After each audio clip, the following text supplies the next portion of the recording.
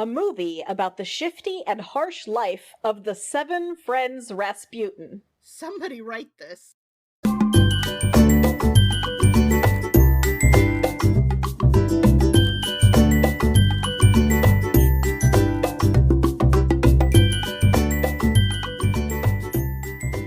Hi, and welcome to Somebody Write This, where we use a random plot generator to give us an idea, and then we brainstorm how that could be a thing somebody might want to write. I'm Hannah. And I'm Jenny, and to help us with our brainstorming today, we have a guest. Welcome, Rachel Kulik. Hello! Hi! I'm so happy we could have you on the podcast. When I first started planning this, you were on my list of people to ask because you had such interesting things to say about literature and about literature for youth. And specifically today, what I want to talk with you about is about literature for or by or about folks on the autism spectrum. I know autistic representation is really important to you, so maybe tell us a little bit about, maybe for somebody who hasn't even really thought about this, what does this mean for you, and what are maybe some examples of why it's important? Yeah, so I was diagnosed as autistic when I was 18. I didn't get a diagnosis previous to that, legitimately because I'm a girl. I was in and out of therapy and they gave me a million other diagnoses and they told my parents, like, she can't be autistic. She's a girl. So, Wow. yeah. So welcome to the 90s, my friends. But so there's been a huge push now with autistic women specifically because one of the things is that we tend to mask our symptoms better than men do. So that's part of the reason why we've been so underrepresented in our community. So I have always felt like really passionate about reading books that are about and by people in the communities that I'm reading about, because as a kid, like, I always wanted to read books like so that I could learn about other people. And I feel like the best way to learn about people is to hear from like personal experience, if that makes sense. Yeah. So like there's a whole push right now in the publishing industry called Own Voices, which is basically just that, like people from marginalized communities writing characters in those marginalized communities. And I've been like terrified to read any books about autistic characters because I just am like, I'm so picky about it. And recently I decided to kind of like take the plunge and give it a chance, because I think autism is something that's very different than other like underrepresented communities, because our brain is literally set up completely different, not completely, but very differently than neurotypical people. And I like to explain it to people like, if you think about like a Mac computer and a Windows computer, they both do, like, they both exist in the same world, right? Like they both are created to do the same thing, which is like survive, right? But like they do them in very different ways. And one is not significantly worse or better than the other. It's just whatever you're used to. And so like, that's why I personally identify as an autistic person rather than a person with autism, because I feel like it defines my experience. And so when it comes to autistic representation in literature, I tend to only read books by autistic people when they're about autistic people, because otherwise it doesn't feel genuine to me. That is a newer trend to really be pushing for these stories about these marginalized communities to be written by members of them. So it's not somebody else kind of either, even no matter how well researched, there's something that does get a little bit lost in trying to communicate that. And I think it's really important to have these voices heard as genuinely as possible, because they haven't been for a very long time. Absolutely. Were there any stories that you saw, or media or story representations of autistic people that you saw as a kid that you think informed that either resonated with you, not knowing where you were yet, or that defined your perception of what autism was? As a kid, I don't know. I don't know that there was a lot out when I was a kid about that. You know, I think that any autistic representation when I was a kid was geared more towards autistic people who also are intellectually disabled. And while there's nothing wrong with that, and nothing wrong with my intellectually disabled brothers and sisters, that's not who I am. And so I think the closest closest I could come was I found a lot of representation in Hermione Granger in the Harry Potter books, because she was so smart. She was really good in school, but really didn't have a lot of friends. Like, she knew who her friends were, but like, and so for me, I was like, oh, like, that's me. Like, I'm the girl who like sits and reads books all day and really has no interest in anything else. So whether Hermione's autistic or not is up in the air, but that as a kid was definitely probably my closest relation. And we'll obviously give you some time at the end of the episode to share any story you want, but I really would love to ask, now that you've kind of started delving into some of these own voices stories, are there autistic authors you would especially suggest people check out? Yes. So if you like romance novels, there's an author named Helen Huang, and she is fantastic. She writes own voices novels. They're open door romance. So for those of you who don't know what that means there's kind of some explicit scenes in there. It basically means the bedroom door is open. And she has 2 books out. One is called The Kiss Quotient. One is called The Bride Test. And both of those feature autistic women as the main characters. And she is also Asian. And so it's kind of like you get like a triple whammy there of marginalized groups. And then I just recently finished a book by an author named Ada Hoffman called The Outside. So if you're interested in like speculative fiction or like very hard sci-fi, the main character is an autistic female doctor, like figuring out space stuff. And I'm trying to think. I think that there's another author. His name is Yoon Ha Lee. He is transgender and also autistic. And so I'm reading one of his books for middle grade readers right now. The main character is not autistic, but if you're interested in autistic authors, he is another one to check out. Awesome. Will definitely be adding all these to my reading list, because I've been making such a more concentrated effort in recent years to really seek out voices that have not been represented especially in publishing until to the extent that they are today. And I am always looking for more to add to that list, whether I'm part of that community or not. It's something that I think is so important. So I'm so glad that you're able to give us a couple really solid recommendations for folks who maybe want to check some of that out. Yeah, and definitely check out it's hashtag own voices. It's typically on Twitter. You can reach out, and on Thursdays, there's things called Ask a Librarian, where you just hashtag Ask a Librarian. Librarians from all over the world will respond to you, and you can just say, I'm looking for own voices about, Latinx characters or whatever, and they usually have some great recommendations. Nice. Oh man, I'll have to just like get a whole list of what do I want to search for, because that sounds amazing. It's dangerous. So like I once was like, I'm looking for books that are like The Bachelor, and I got literally 20 recommendations from all over the country, and I was like, this is so bad. Like, I don't like. All right. Well, thank you so much for chatting with us a little bit about this, Rachel, and this aspect of storytelling. And we are, with that, going to jump into our story, which, as a reminder, our plot is a movie about the shifty and harsh life of the 7 friends Rasputin. Usually, because of the way that the generator works, it sometimes pulls things in odd combinations and we miss grammar and different pronouns go the wrong way. But, and usually I tweak them a little bit to make them coherent English. Like maybe adding an of after 7 friends? Yeah. Or the fact that they all apparently share one life.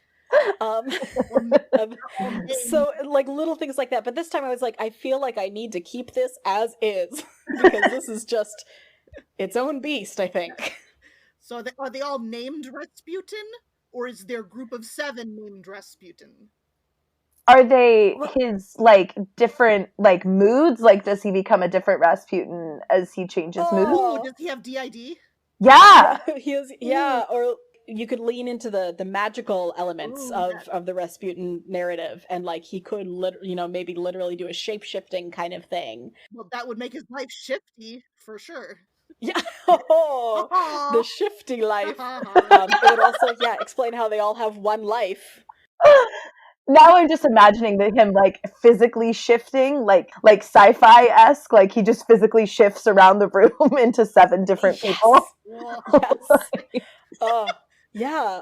Well, now that the word shifty is in there, I feel like I have to go with that route. That he literally becomes different people. So 7 friends. Are we saying are those friends to himself? Is he? Is this The only true friend Rasputin ever had was himself? His 6 other Rasputins. Oh. So is this like a cheery, like, buddy story, like an ensemble friendship comedy, but it's all Rasputin? like Step Brothers with Rasputin. Got Rasputin sitting at the table with the newspaper, and then another Rasputin with the apron on cooking breakfast, and then another Rasputin is out mowing the lawn, and another... I can't decide if it would be funnier for Rasputin to keep the same like clothing and like facial expressions in every single one, or if it's like one Rasputin just sits and looks absolutely terrifying, one has like a man bun and plays the drums. Yes. And this is officially a movie. This one, usually this leaves it pretty open what medium this is, but this is a movie. So are these all being played by the same actor, or is it multiple actors? Like, is this James McAvoy from Split, right. or is this 7 different? I kind of am digging this 7 very different actors who like are completely different people. Right. Like, they look nothing alike. There is a brown-haired, terrifying Rasputin, and then there's, like, a redhead Rasputin with curly hair, and then there's... hippie flower child Rasputin, and then, yes, like, female Rasputin. You gotta have one of them in there. Absolutely. Grandma Rasputin. This is such a weird sideways angle into this. One of them is a dog, and... Yes. Okay, so they all 7 Rasputins, they all live together in a house. It's the Ken SNL skit gone. Do they all have different rooms, or do they all have to share the same room? I'm trying to figure out if more than one of them can exist at the same time. Oh! Does he, like, project a piece of himself using his magic to, like, sit across from him and talk to him? Does he do that, but that's very, like, magically draining? Or does he just change his own body shape from person to person as needed, and is he doing this on purpose, or is this an accidental? Okay. Interesting. Okay, so Rasputin, as in, like, Anastasia's Rasputin, right? Yes. Like, correct. Yep.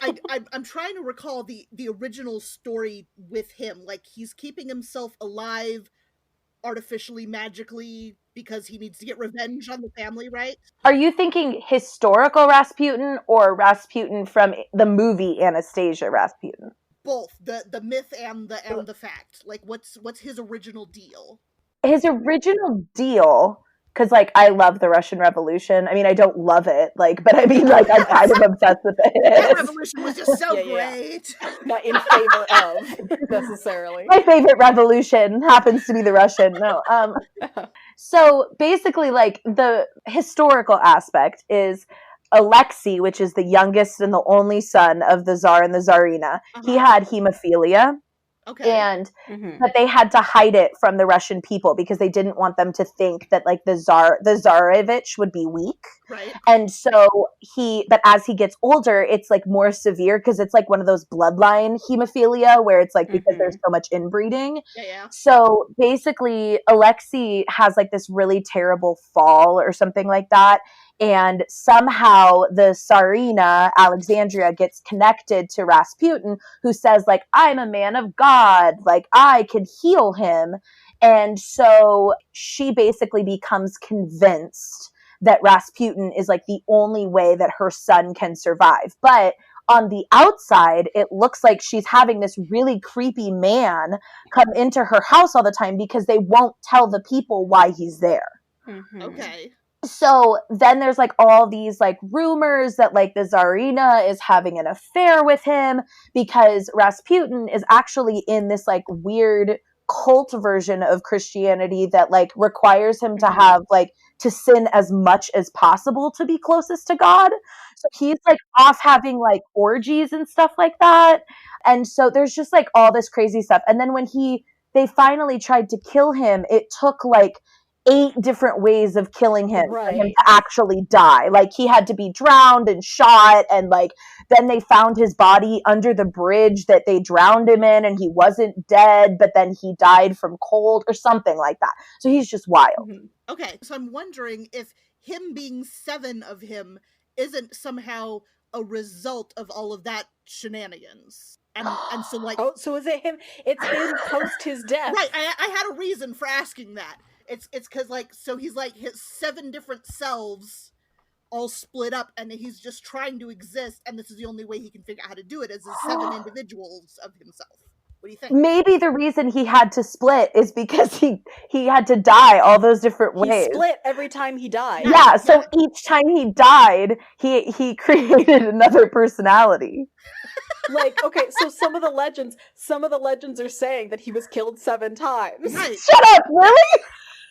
For real. Like, one of the ones that I'm finding right now attributes one of his number of deaths to 7. So this could be like modern day. This could be like after that he just like, couldn't figure out how to die all the way, so he's like, okay, this is enough of me, we're not dying anymore, we're just gonna live like this now. And so when people ask him his pronouns, he says we, us, them, you know. yeah. Oh my gosh. So he's just living on, he decides this is clearly not working for me. The life that I have right now, I keep being killed. Right. And he goes off with his selves that he splintered off to save himself with. Eventually emigrates to America or something. You know, starting over. The revolution was just too much for him. He had to get out. Yeah, well, it clearly was not working for him. I really need like some flashbacks to like him of like the big thing in the 30s when everybody was claiming to be Anastasia, and I really need flashbacks of him being like, why do you guys care about her so much? Like, she was boring. she was vastly uninteresting. Oh man! And because there's 7 of him, he would develop 7 different ways, and that's why they're so different personalities. The tone of this feels like, cozy ensemble sitcom with just like a little bit of maybe existential horror layered over that. You know? Well, and I'm trying to figure out if we need to like incorporate like political aspects into this, because like around the coming out of the revolution, like how Rasputin is responding to the rest of the world. Rasputin doesn't know how he feels about Vladimir Putin. Like, he admires his strength, but at the same time, it's just a little excessive. This feels a little bit like the movie it didn't turn out to be like this, but it feels a little bit like the movie I thought Jojo Rabbit was going to be. It feels like that sort of like weird, charming, funny, magic realism version of something that was very dark and grim. And I'm really intrigued by this. We are at the point where I'm going to give us a name. A title? Oh my gosh. The title is the most amazing thing I've ever seen. The title is While We're Twins. Yes! Yes! It's perfect! I have never seen it mesh so beautifully. So okay, so maybe with twins specifically, he's obviously septuplets. Right. But maybe it's a thing where like there are 7 of him, but only 2 can exist at a given time. Okay, I like so that. He's twins at various points, and so like he can bring people in and out, so, like, because all the different combinations of him. Does anybody know how to math that? How many combinations of 2 does 7 have? 21. Yeah, because they all get mentioned twice. Okay, so there are 21 different combos. Is this a series of vignettes? Is this 21 short movies about the 21 different Rasputin combos and their lives in the world? Each vignette would be like 2 minutes. Yeah, like, well, in a movie, you've got, give it a good hour and a half. Yeah. Each one gets a a couple minutes, and that's about 5 minutes apiece, right? Like, and each vignette would tell a different part of the story. Some would be in the past. So, and you don't realize until partway through what is happening. That they're all like, you keep seeing these stories about these different characters, and slowly, piece by piece, this weird unraveling comes out. Makes me wonder, like which ones would he argue with which two would argue and which two would be like best buds. Which two just go off on their own and don't really interact. Yeah, are like they're just like, we have our own thing. Are any of the pairs romantic? Oh, that's fascinating. Narcissistic kind of. That is like, oh, darling, so you're looking beautiful today. Why, yes, thank you, I am. You know. Oh, and that way you could like touch on, like, if you did want to play around with any of with any of the darker aspects of it, like you could do it for an episode or two. Like maybe we have an episode for a vignette or two. Like maybe we have one who is very deeply troubled by this. This isn't something that I think should be overt with it at all, but just a suggestion of a possible facet. So we just said Rasputin was like part of this cult that said you had to sin more to be closer to God, right? Yeah. So if there's 7 of him, what if each of them takes after a different deadly sin? Oh, that's fun. Oh, that would be so good. Right, so like not necessarily overt, I said, but like, so like maybe the flower child is like the sloth one, like it's cool, man, and you know, and then like the one who likes and you've got maybe the last one there who has been killed multiple times. Maybe he's the wrath one because he's had to go through being murdered multiple times, maybe. And he's just like holding on to all this anger from how badly he was treated. Maybe. Oh, he should get mad at all of the others for just existing. Right, instead of giving him death, he just got more of himself. Yeah. Go away. Oh, and he's having the most trouble like adapting to the life afterwards because he's just so upset that this is this is where he this really went. lives for the times where none of the other 6 are there. Yeah. Oh, I have the house to myself, thank goodness. And then Flower Child shows up and is like, "Hey, you want a joint, man?" No, go away. Oh, and I agree. I like it not being overt, but just being like a subtle, like this is just a way to differentiate them in really interesting ways. A way to flavor the different personalities. Yeah. Like an Easter egg for people to pick up on. Oh my gosh. This is so good, guys. This is so good. This is perfect. Like I would probably buy this movie. I would too. Like this would be so interesting. It'd be just so much fun to write. Like so much fun to play with.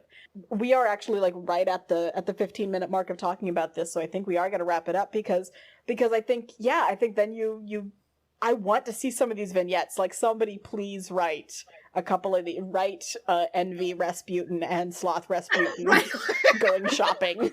You know, whatever it might be. Like, I so want this. And you can set it during different times throughout since Rasputin's actual history. Yeah. And so like disconcert, so where people are unsure for a while where and when this is actually set, because it seems to be the same characters, but we're in a different time period, like 40 years later. What are the different occupations he tries to support himself? How does he deal with, the landlord who said only one person can live here? Or we do. I really need Rasputin in West Germany. Like that's what I really need someone to write for me. Is Rasputin in West Germany just like glaring at Stalin? Like that's what I need. Yes. Oh man, there's so many. You could go totally political with this. You could do adventure, like exploring new world. You could go into the future and put him on a spaceship. You could. And you could colonize other planets with himself. Oh, and the beautiful thing about this is that you don't like have to nail down and do like exactly one of them. Like you could have little bits of all of them and have them kind of cohere together in the end. Oh my gosh, I love it. Oh man, great. Well we're gonna toss this over to our listeners to please, oh my gosh, do something with this. We need fascinating details about these personalities and how they developed, which ones came first, from which death. And like do the deaths impact like who it is? Right. Oh, there's so many questions. So interesting. There's so much you can do with this, and we want to see all of it. Yes, all please. 21 vignettes. Like this could be like a best story collection ever. I should just put this up on the blog as like which ones have been written so far. Which combinations has somebody written? See if we can get all 21 of them and release a little anthology. We need to get this episode on the writing prompts Reddit. Yes. Right? Yeah, absolutely. Because it's so interesting. Whew. Listeners, you know what to do. This one's so rich and so interesting. So I really hope we get some of these back. That would be so fascinating. Before we close out today, we're going to go ahead and we're going to do our typical thing and share a story that we think our listeners should check out. This time around, we're actually going to start with Jenny. So Jenny, go ahead and tell us, what story would you like to recommend to our listeners?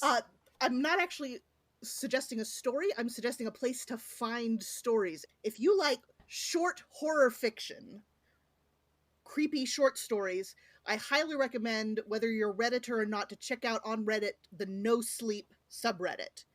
Just reddit.com/r/no sleep. If you've never been to Reddit before, that's how you get there.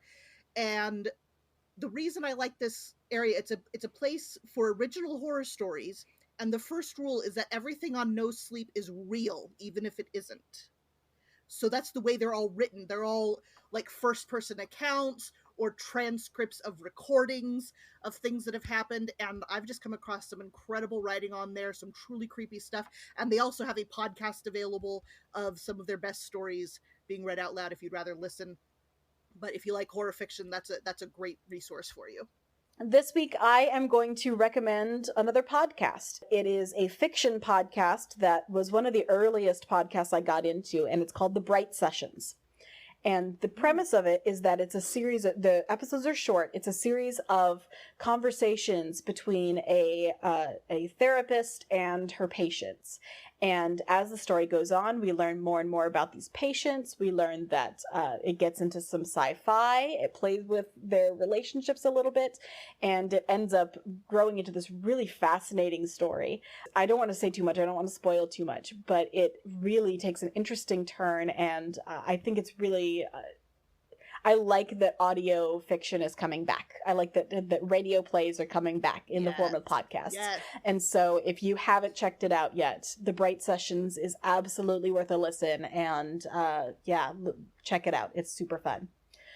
Rachel, we're going to toss it over to you. What is a story from anywhere of any type that you would like to recommend to our listeners? So I'm going to go kind of with this vibe, this like Rasputin vibe that we have going on. There is an amazing miniseries on Netflix called The Last Tsars. It is both documentary and like period drama. Like they kind of mix it up. So like you get the historians talking about it, but then you have like actors playing the people, but it's not really recreations. Like you get really invested in these like quote unquote characters. It's so amazing. I think there's 6 episodes. I like flew through it. But I'm also on a huge Russia kick this year. So like I've been reading books about like Putin and like all this kind of stuff this year, which like we talk about on my podcast. So if people are interested in that, it's called Checking Out. So you can hear me talk more about Russia there. Yes. But so The Last Tsars on Netflix is amazing and well worth the 6 hours while you're in quarantine. All right. Well, thank you so much for joining us, Rachel. You mentioned it briefly, but is there anything you would like to plug for yourself? Social media, podcast, YouTube channel, whatever you want to put out there for any listeners who might be interested to find the work you're doing. Yeah, so I have a Goodreads, which is goodreads.com/RachelReading14.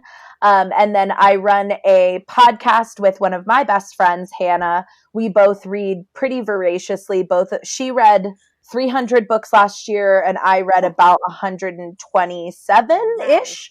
So we both just come on twice a month and just talk about what we're reading. We try to come up with maybe either a book or a topic to discuss. So you are welcome to check that out. The podcast is called Checking Out. You can find it on basically any podcast area. And I think that's it for me. Awesome. Again, thank you so much for joining us. This one was a ride, and I'm so glad you got to be here to be part of this. This was so fun. Absolutely. Anytime. Oh, all right, folks, that is our episode. As a reminder, you can find us every other Thursday wherever you get your podcasts. Follow us on Twitter at WriteThisPod, and if you've been inspired by this episode and have questions or comments or any of those 21 vignettes, please email us at somebodywritethis@gmail.com. We'd love to hear from you. We'll be back with another episode in 2 weeks. We'll see you then. And as they say, the pearl is found in mud.